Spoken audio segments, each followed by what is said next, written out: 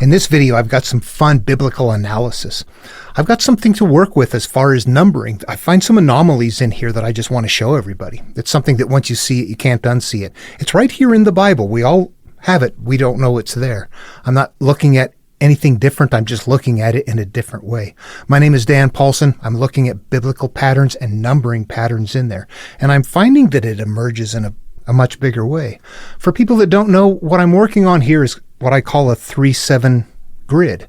It starts at day 7, where day 7 is said 3 times.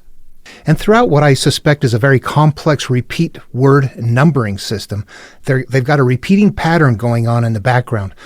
Most people can see something going on. There's repeating numbers. There's something weird that's going on. To me, there's other weird combinations as you read through there too.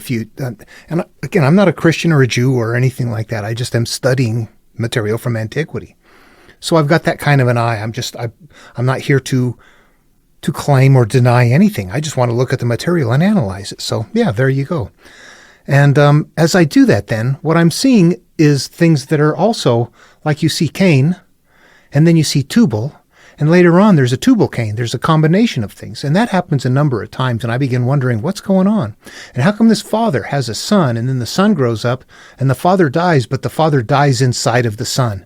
You know, there's a lot of things you look at and go, well, there's something kind of bizarre going on in here. The 3-7 grid and the numbers. You start seeing things in here like, I'll paraphrase, 812, 830, and 7, or 900, and things like that, and you look at those and go, boy, those are weird. And you know what? If you don't treat them as a compound number, if you keep reading them properly, 812, that's a 800 and a 12. That's not a 812.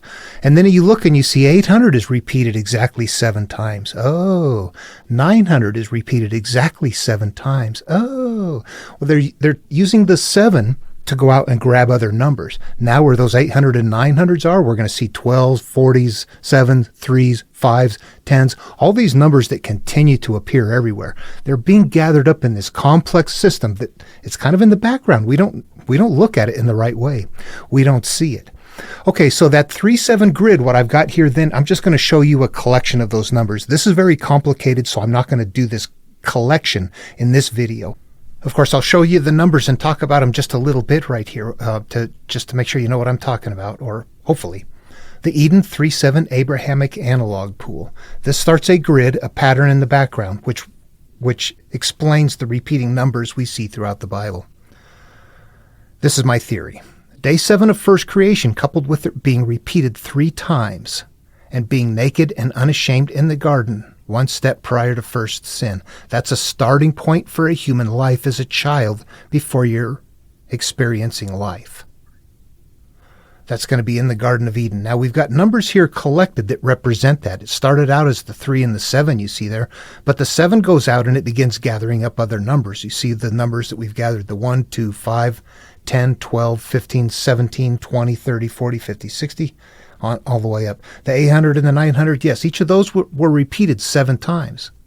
And if you went through there, you would find like 12 in Genesis is repeated 7 times as well. They're going to continue to do odd repeats. Sarai's name is going to be repeated 17 times, and it's going to start on chapter 12. So there's some macro repeating and micro things going on that we need to look at, but those are the numbers. What happens after day 7, though? First sin.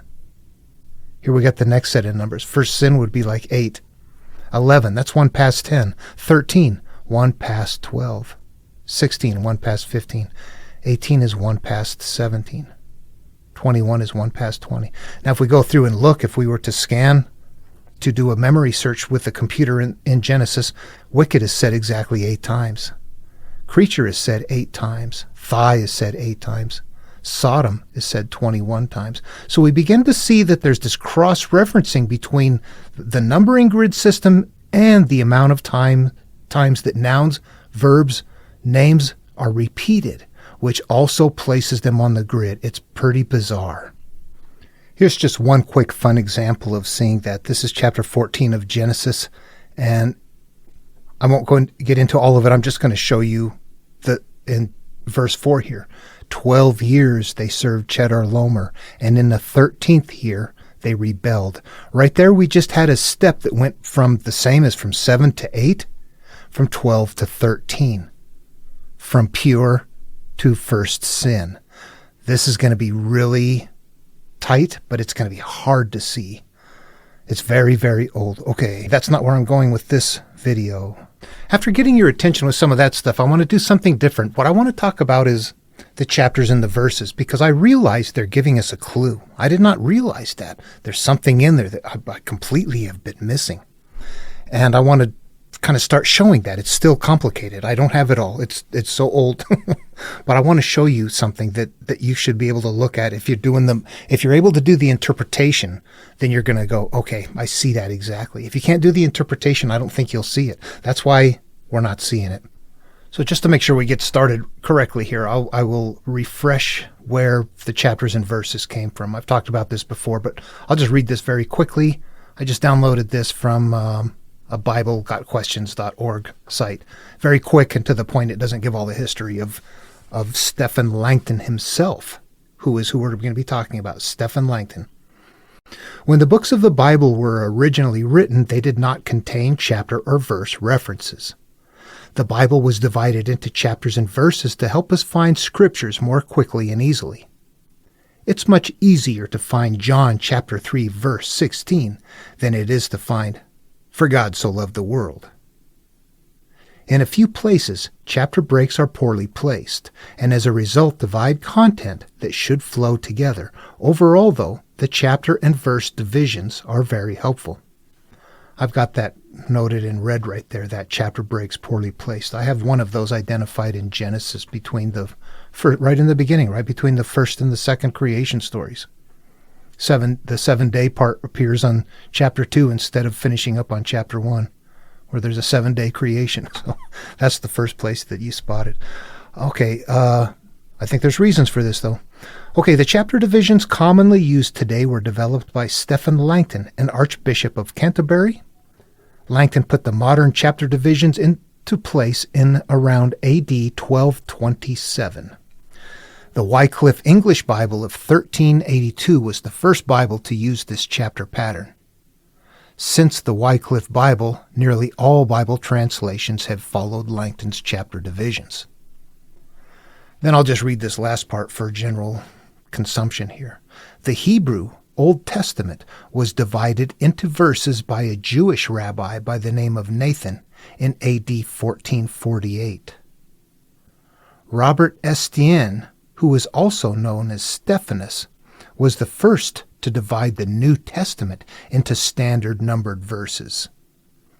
In 1555, Stephanus essentially used Nathan's verse divisions for the Old Testament. Since that time, beginning with the Geneva Bible, the chapter and verse divisions employed by Stephanus have been accepted into nearly all the Bible versions. Okay, first of all, I want to say why we can't see it. It's memorization.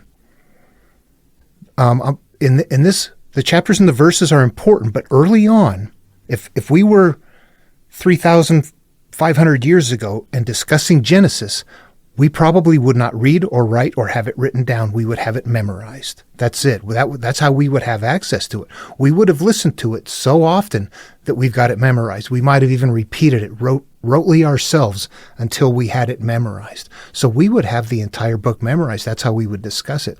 We wouldn't have to say, you know that part down in chapter so-and-so where, and let me go look. We could just sit there and talk about that. Oh, do you remember when, right after God put Abram and Sarah in Canaan and then told them that I will bless those who bless you and curse those who curse you, after promising you all the land, that he kind of disappeared there before there was a famine. And the other person would go, oh, yeah, that's right there where afterwards, fearful for his own life, where Abram gave his wife up Sarai to Pharaoh to marry and got slaves and animals in return, and then they had to leave and they got kicked out. Yeah, we would have a discussion like that. We would do it by memory. We would not have to go look, and we wouldn't have to refer, and there wouldn't be chapters and verses. It wouldn't be Verse 1, in the beginning God created the heavens and the earth. Verse 2, and the earth was without form and void. It would not come that way. Okay, so it didn't have chapters and verses to begin with, but it did have a structure. You'd have to know the structure by knowing the story. There are steps in here. There's 50 steps, and there's 50 chapters. Those are the steps. We don't know their steps. They are. They're steps on a template. You know what? Let me start from the template and come back in and show what that is. Let's start with the human life. The hero's journey is essentially this. It's time to change your life. I'm tired of it. I want to go back and resolve my issues. I came from a bad place. I believe some bad things. It's causing me hurt, and I would like to rectify that so that my life isn't this way. I feel pain. I feel shame. I feel turmoil. I feel many things that I don't like to feel. I've grown into something I don't want to be.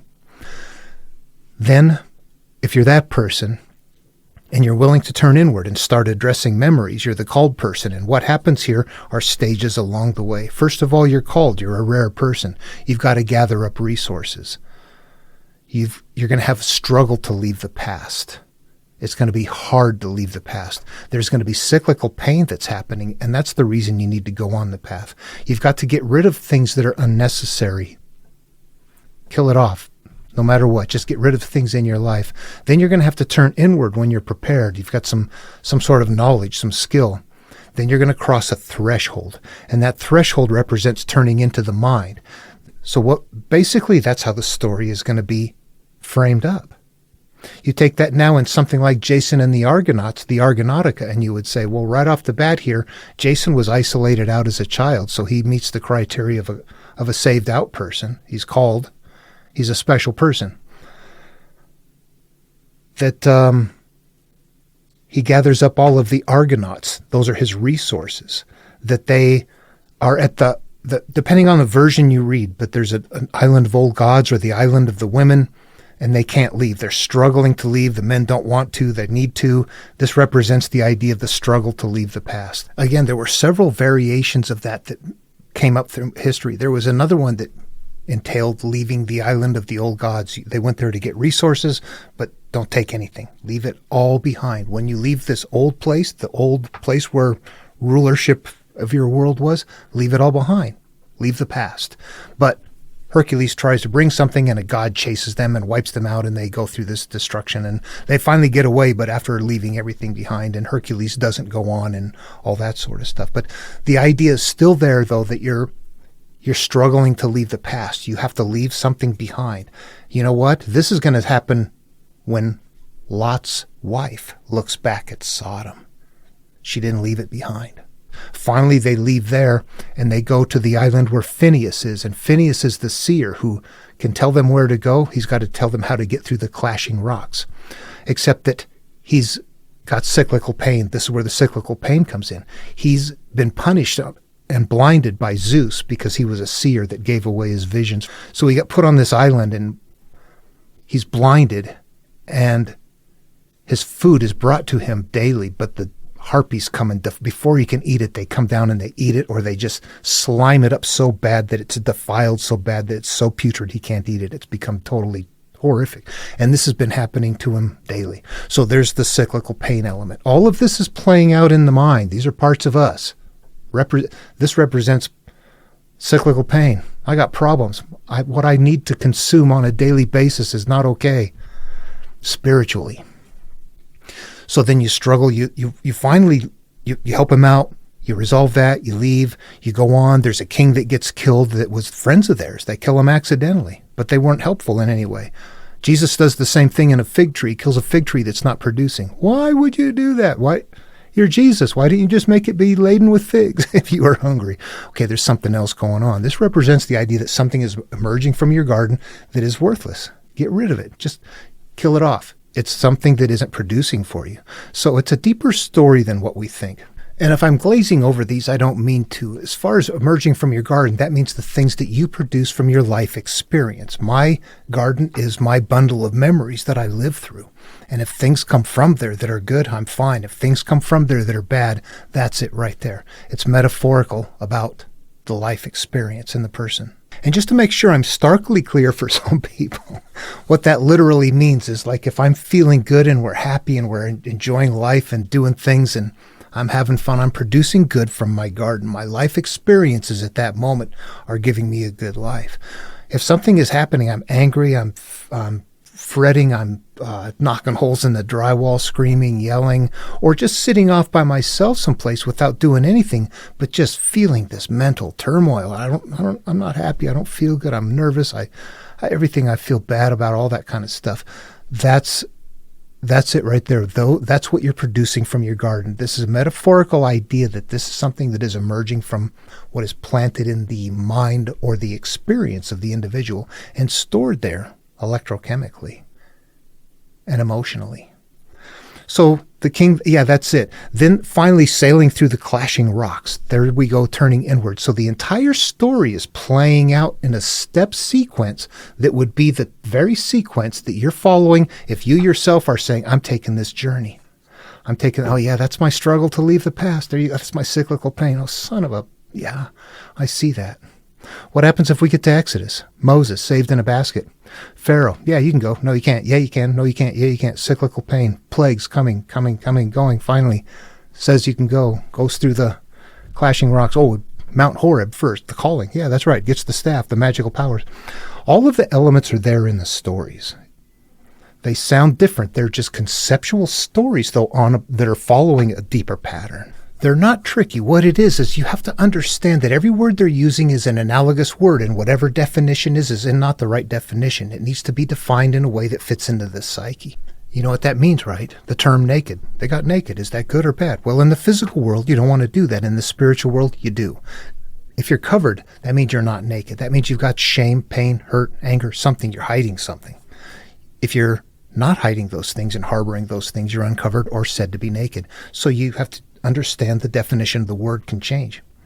Being drunk, what does that mean? I feel a new way. I feel a certain way. I can have an old wine or new wine, an old way of feeling or a new way of feeling, an old vessel to put it in or a new vessel to put it in, a new way to feel about myself after I've purified myself or trying to purify myself without. You see how it works. Fasting is to the world. How long can you do that? He didn't specify a time frame. All the time. Fast is to the world. So physically, you can't do that. You got to eat. Fasting, we know what fasting is in the physical world. In the spiritual world, it means the same thing as just getting away from everything, turning it off. Turning away from all the things that just are hurtful and you can't do anything about. But that's what I mean about the verb or the analog definition change. Sometimes they change and sometimes they don't. To consume good things in the physical world is for a good body. To consume good things in the mental world is for the spirit. So they can sometimes be the same and sometimes the naked, that one's the opposite. You got to track them down. So when we have Moses barely escaping Pharaoh, just making it through the Red Sea and they just barely get through and then they spend 40 years in the desert. When Jesus comes along, we're going to see something sort of the same, kind of. Conceptually identical, but it doesn't sound like it. He gets baptized by John. He's crossing the water. Then he spends 40 days in the wilderness. The days, the years are not the important part. The 40 is. It comes from that pool. You stay there till pure. Whatever time it takes.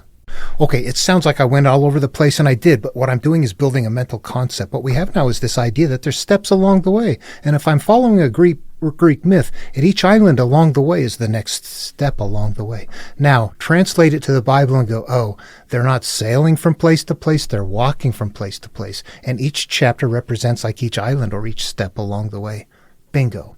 That's something that's going to emerge when you see them going from, so-and-so went from there south down to the Negev or, whatever it is.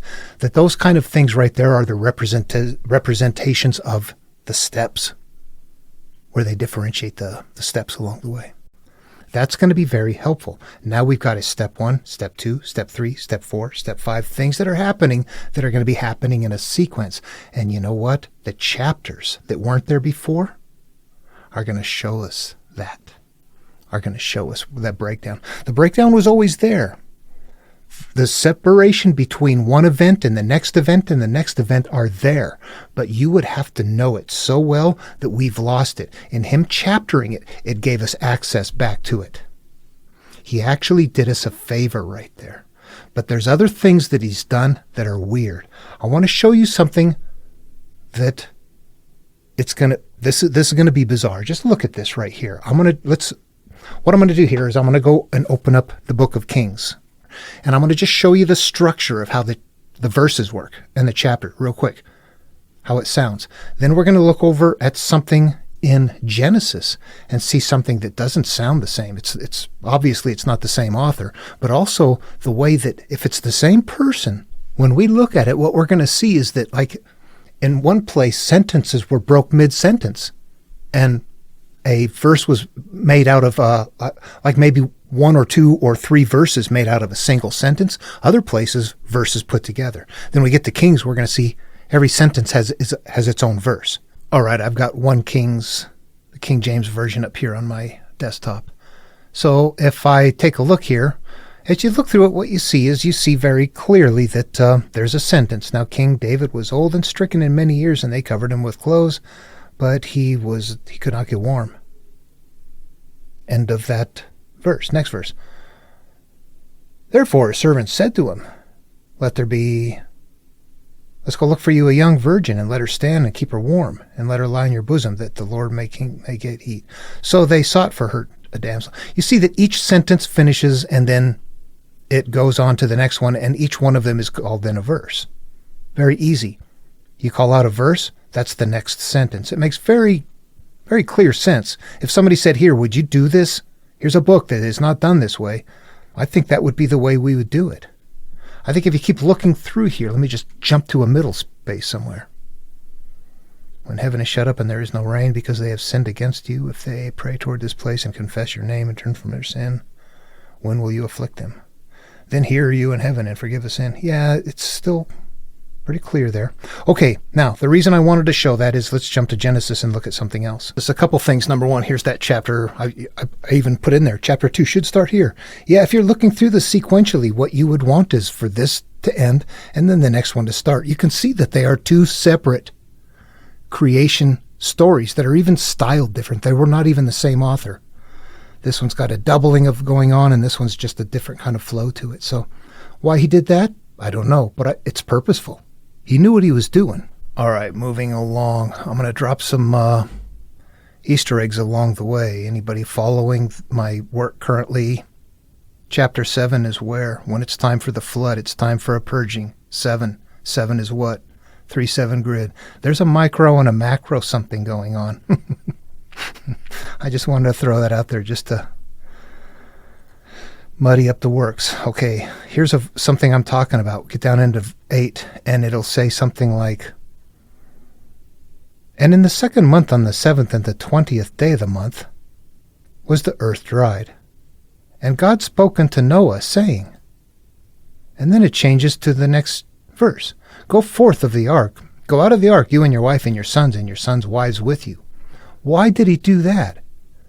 Would I ever contact you and say, hey, I need you to give me your thoughts on Genesis chapter 8, verse 15. Would you please tell me what that means? God spoke unto Noah, saying, no, that's a confusing one. Why did he break it up there? What else do we have? You know what? There's a reason. What else do we have? And God spoke unto Noah and to his sons with him, saying, And I, behold, I establish my covenant with you and with your seed after you. How come that wasn't one complete sentence? We don't have to keep going through. We will find that throughout Genesis.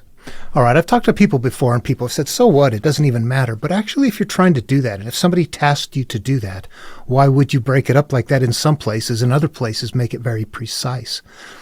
And as I go through and analyze, and I begin to interpret more and more, I begin to see micro as well as macro. Not only does chapter 7 revert back to healing, but it finally dawned on me. It took a while, but my 747 story, I'm like, you know what? That's Luke. It's way downstream. But 7 is on the 7 grid, and 40 is one of the numbers, and it's okay to combine them, 47. So I think, boy. You know, it's weird. All this stuff just keeps bouncing back at you. The same patterns. I don't get it. I don't know why this happens. In 7 days, I will have it rain for 40 days and 40 nights. So in 7 days, I did have it rain for 40 days and 40 nights. The 7s and the 40s are just hammering away. Yeah, something's magical here. Is it possible that it's also at a micro level? And that's in the New Testament. That's way downstream. So I want to look at something back up in Genesis again. Where were we up here? Okay, do you see right up here in the first one was? I'll read it again. 14 started out. And in the second month on the 7th and 20th. Remember, that's not 27. That is a 7 and a 20. Those are coming off the grid. So is 2. Those are all the collected numbers. This means pure state. Pure state, the earth was dried. Everything was done. The purification was finished. And God spoke unto Noah, saying, and here's where it breaks up, go forth of the ark, you and your wife and your sons' wives with you. But look at number 17. 17 is a good number on the grid. Sarai is said 17 times, and she starts on chapter 12. So we're going to get this constant linking up. 17 is a good number. Bring forth with you every living thing that is with you, all the flesh, both of the fowl and of the cattle, and every creeping thing that creepeth forth upon the earth. What this means is that now that you have purified yourself, bring forth everything from within you now, your thoughts, your actions, all of the things now that you have found inner peace, bring all of that forth, and that they may breed abundantly in the earth and be fruitful and multiply upon the earth. The reason he broke it up 15 there and 16, because this had to be 17. He shifted it. Isn't that clever? But you just read it and go, why? Why is he doing that? That's why. I hope you guys don't mind if I adjust content as I go. I am learning as I go. I don't want to go correcting everything. You know what? 12, chapter 12. This is where... Okay, so this is not a monomyth. Interestingly enough, this is like a start of life without the creation. This is like Adam and Eve in the Garden of Eden. So this is before things go bad. That's why it starts way back here and nothing has happened yet. Sarai becoming corrupted by Pharaoh is going to be the same thing if you interpret it as your inner self, Eve, being tempted by the serpent, the life experience, and becoming corrupted. So the corruption is happening to the female from this point right here. That's the inner self, the inner pure self that doesn't stay that way. But look at what happens here. The Lord said to Abram, get out of your country and from your kindred and from your father's house. That's like, get away from, you're growing up now. You're going to leave your mother and father behind, and you're going to go live your own mental experience. Here's the previous showing of that teaching. Therefore shall a man leave his father and his mother, and shall cleave unto his wife, and they shall be one flesh. This is us leaving our infancy and becoming our own selves. We are now making our own choices and going off and living our life on our own. We were both naked and not ashamed. That means at this point we had not yet experienced life. We were not covered with anything yet. And it says, I will make of you a great nation, and I will bless you and make your name great, and you shall be a blessing. Look at this part. I will make you a great nation, and I will bless you and make your name great, and you shall be a blessing. And I will bless them that bless you, and curse him that curse you, and in you all families of the earth shall be blessed. You know what? I put these together right here. This is the start of the template. 3 different times. It starts in chapter 2, chapter 8, and chapter 12. I'm going to show you a part here that is the same where it's sequencing over. In chapter 2, this is the part where just as Adam and Eve were created and leaving their mother and father behind. Therefore shall a man leave his father and mother, and shall cleave unto his wife, and they shall be one flesh. This is us now going off and becoming our individual selves. And they were both naked in his man and wife, and the man and wife, and were not ashamed. So we're our pure selves at that point. Chapter 8, this is right after the flood. And God spoke unto Noah, saying, go out of the ark, you and your wife and your sons' wives with you. This is leaving you with your inner self, and whatever offspring you're going to have. We don't have Cain and Abel, but we're going to have offspring, aren't we? We're going to have inner qualities. Bring forth with you every living thing that is with you, of all flesh, both of fowl and of cattle, and of every creeping thing that creepeth upon the earth, and that may breed abundantly in the earth, and be fruitful and multiply on the earth. This one has to be here. It's the only place we're going to find something like this. This is because it's a recreation. All of this stuff was created in the beginning, but then after the flood, it was destroyed. So he has to bring forth everything. 17, yeah. And there were 7 pairs of everything too, weren't there, of certain clean things. Anyway, it's the same point. It's a starting point. So this one up here, this is a starting point for us in a pure place. This is a starting point for us in a pure place. We get down to Abram and Sarai, it's starting over again. We are Abram, we are Sarai. Get out of your country and from your kindred. Yeah, leave your childhood behind, and from your father's house to a land that I will show you. That's my land. That's what I'm going to be. That's my life. And I'll make of you a great nation, and I will bless you and make you a great name, and you shall be a blessing. Yeah, this is just me I'm going to be big. I am going to be big. Yeah, just watch me. Live my life and see. Oh, yeah. It may not be good, but it'll be powerful. Yeah, I don't know. Sounds blessing. Who knows? You know what? The potential is there for all of that, but we go bad, right? The corruption hasn't happened yet.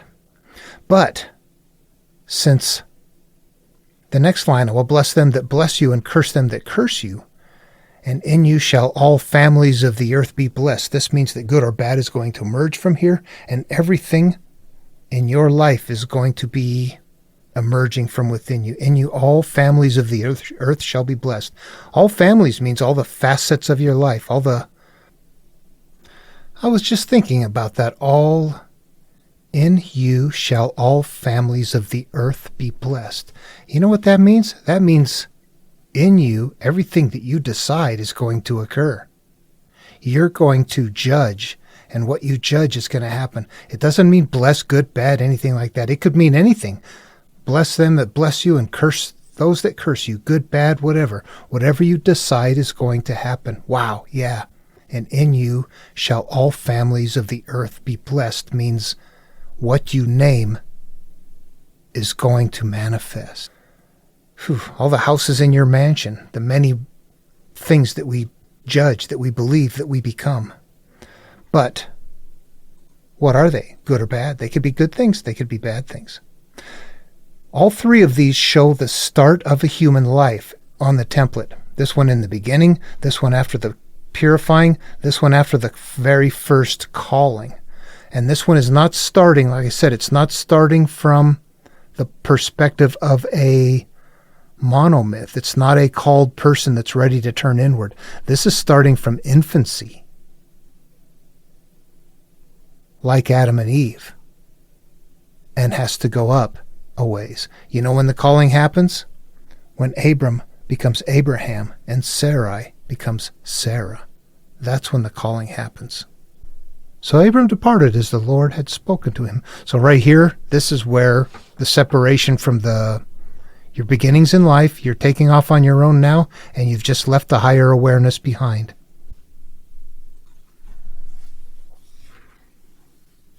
Micro and macro levels of stuff. Let's go look at a couple of things of Kings since I've downloaded it here. I thought I would take a look at something, so this is what we looked at earlier. And what I'm going to do is just take a look at some of those numbers. This is some of the stuff that this first one might kind of blow your mind. It does on mine. I catch these once in a while. This is 1 Kings, and it's a King James version. And King David is there, and then it's going to, as you read through here, I'm going to start seeing king being said over and over again. The king, and he ministered to him, but the king were not. And I will be the king. And so what we have is, when I look at that, I go, okay, king is being repeated very frequently right up front. So what I'm going to do is come over here to the search bar, and I know now to just look for that. King appears in 1 Kings 347 times. 300 is one of our numbers, 40 is one of the numbers, and 7 is one of the numbers. That seems a bit far-fetched, doesn't it? It does. It's so huge. Let's look at a couple of other things here. All right, coming back over here, what I'm going to tell you is that I've learned so much about what they're doing that I know right off the bat to start looking for certain things. Wherefore his servants, I want to know whether servants good or not. This is right off the bat. They got a young virgin.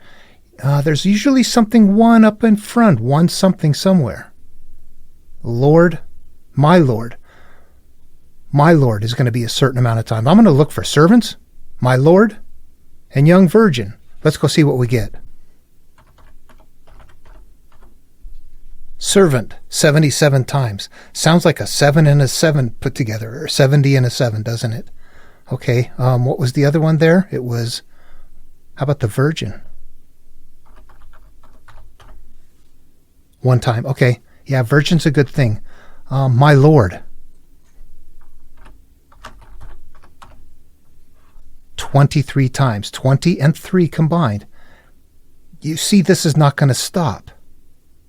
Let me find something else. How about 3?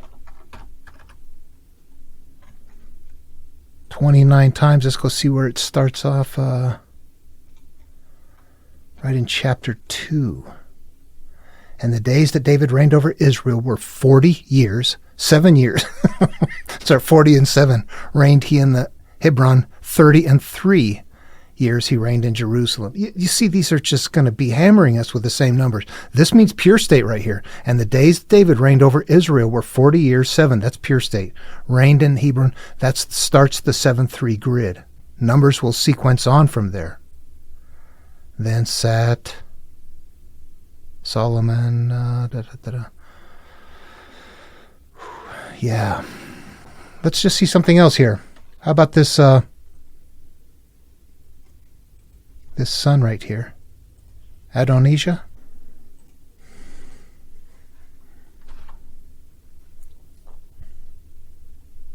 "22 times.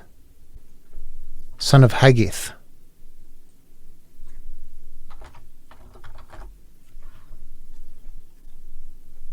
Haggith is, we have Adonijah, the son of Haggith. Haggith is 3 times. Haggith is a good thing. Came to Bathsheba. Is Bathsheba good or bad? This is going to find out by how many times is it repeated in the document, or in the book here. I'm going to just copy and paste it in. 8 times. Ooh, Bathsheba's bad.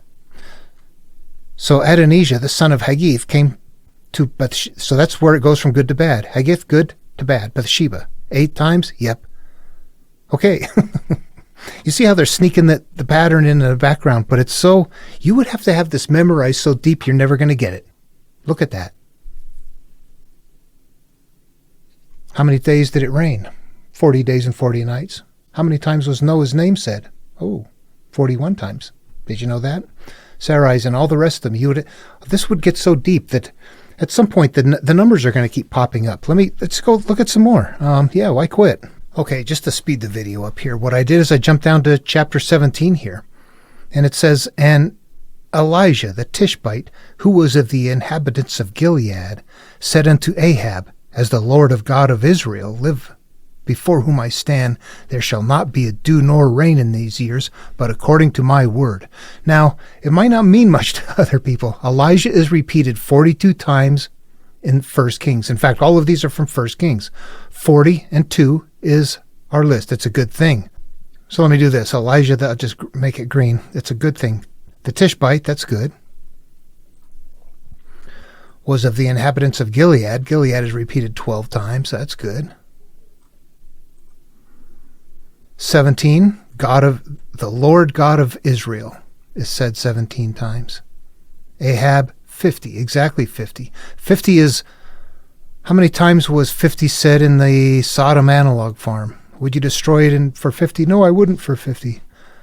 I won't for the sake of 50. No, not for the sake of 50. 4 times. And there's 50 books in Genesis. And my word is said 3 times. What you start going through here, and 17 is a good number. 17.